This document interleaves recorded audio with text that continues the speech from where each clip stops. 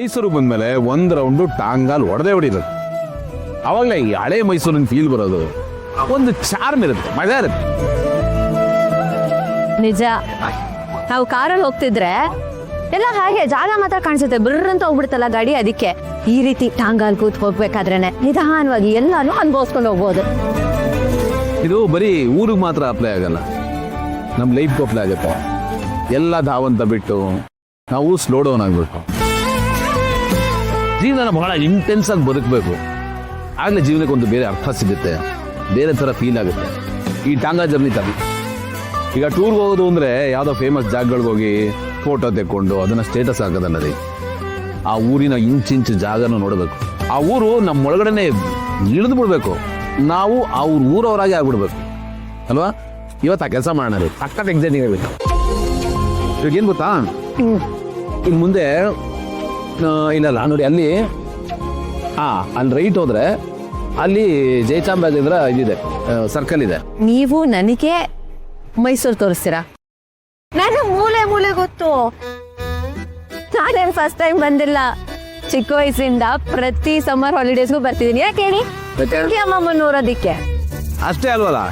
Miss 1988 Mysuru Mandakini ಅವ್ರ ಮಗಳಲ್ವಾ ನೀವು? ಅಲ್ವಾ? ಆದ್ರೂ ಇವತ್ತು ಟೂರ್ ಗೈಡ್ ನಾನೇ.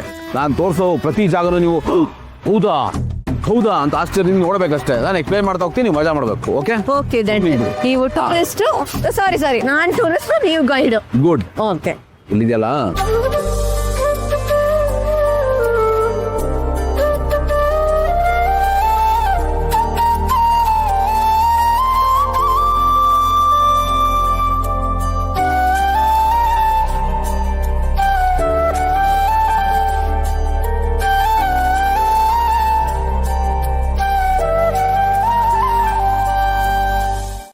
ಚಿಕ್ಕ ವಯಸ್ಸಲ್ಲಿ ಅಪ್ಪನ ಇದೇ ತರ ಟಾಂಗಾಲ್ ಕೂರಿಸ್ಕೊಂಡು ಸುತ್ತಾಡಿಸ್ತಿದ್ರಾ?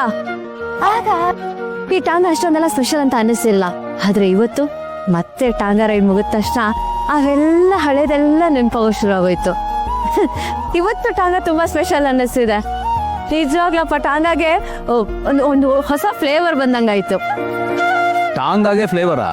ಹಾ, ಆಗ ಅಪ್ಪ ಪಕ್ಕದಲ್ಲಿ ಕುತ್ಕೊಂಡು ರೋಡ್ ನೋಡ್ಕೊಂಡು ಹೋಗ್ತಾ ಇದ್ದೆ. ಅಪ್ಪ ಪ್ರತಿಯೊಂದು ಜಾಗ ತೋರಿಸ್ಬಿಟ್ಟು ಒಂದೊಂದು ಕತೆ ಹೇಳೋರು. ಪ್ರತಿ ಸಲ ಅದೇ ಕತೆ ಹೇಳೋರು.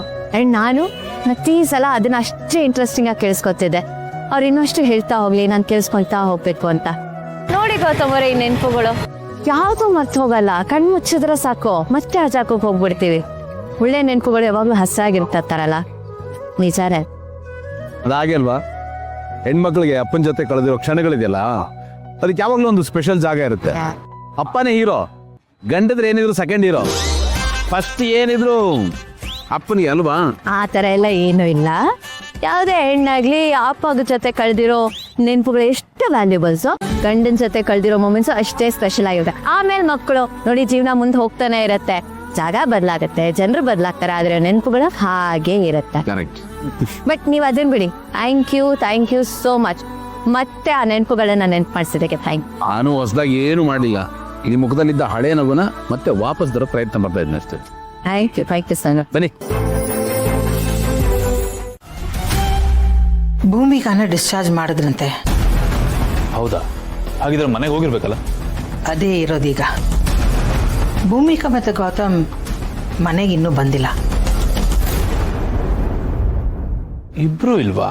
ಹಾಸ್ಪಿಟ್ಲಿಂದ ಹೊರಟಿದ್ದಾರೆ, ಮನೆಗೂ ಬಂದಿಲ್ಲ. ಎಲ್ಲಿ ಹೋಗಿದ್ದಾರೆ ಅಂತ ಯಾರಿಗೂ ಗೊತ್ತಿಲ್ಲ. ಡಿಸ್ಚಾರ್ಜ್ ಆದ್ಮೇಲೆ ಮನೆಗೆ ಬರದೆ ಎಲ್ಲೋದ್ರು? ಅದೇ ಗೊತ್ತಾಗ್ತಾ ಇಲ್ಲ. ಗೌತಮ್ ಕಾಲ್ ಮಾಡಿದ್ರೆ ಅವ್ನು ಫೋನ್ ರಿಸೀವ್ ಮಾಡ್ತಾ ಇಲ್ಲ.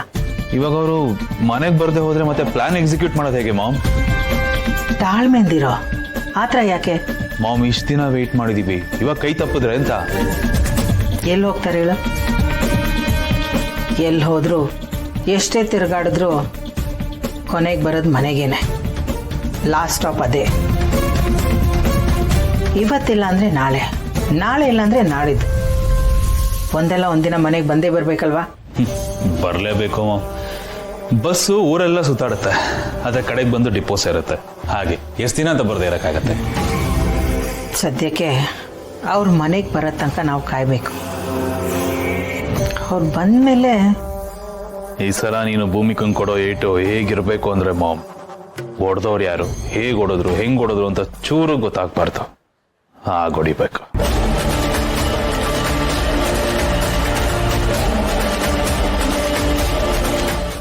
ಕಾಫಿ.